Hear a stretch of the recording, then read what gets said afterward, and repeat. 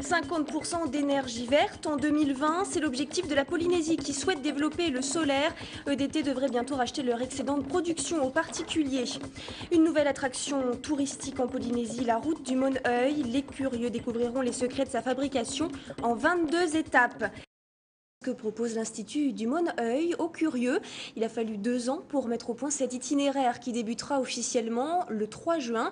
De l'huilerie de Tahiti aux parfumeries en passant par les plantations de Tiare. C'est toute une filière qui sera mise en valeur grâce à cette route touristique, la première de Polynésie. Regardez. C'est une étape évidente dans cette route du Moneuil. L'huilerie de Tahiti centralise toute la production de copra de Polynésie.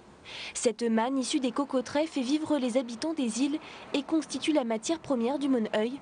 Voilà ce que découvriront les touristes qui suivront cette route ancrée dans la vie quotidienne des Polynésiens. On a 3 thèmes.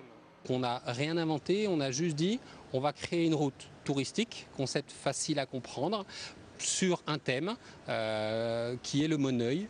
Et là, on va essayer de montrer à des touristes qui veulent découvrir un peu plus la culture locale, les produits, mais aussi en rencontrer la population. Et c'est peut-être ça un des atouts qu'on a sur cette route, c'est de rencontrer les gens. Une rencontre qui se déroule en 3 temps.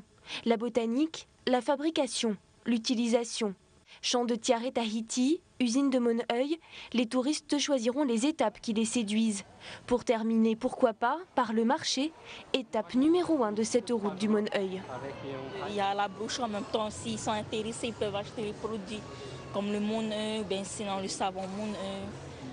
Et je peux expliquer de quelle façon c'est fait.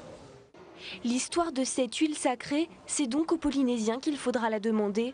L'Institut du Moneuil inaugurera cette route le 3 juin. Des champs de Tiare aux ateliers massage, ces promenades sont bien sûr également recommandées aux Polynésiens.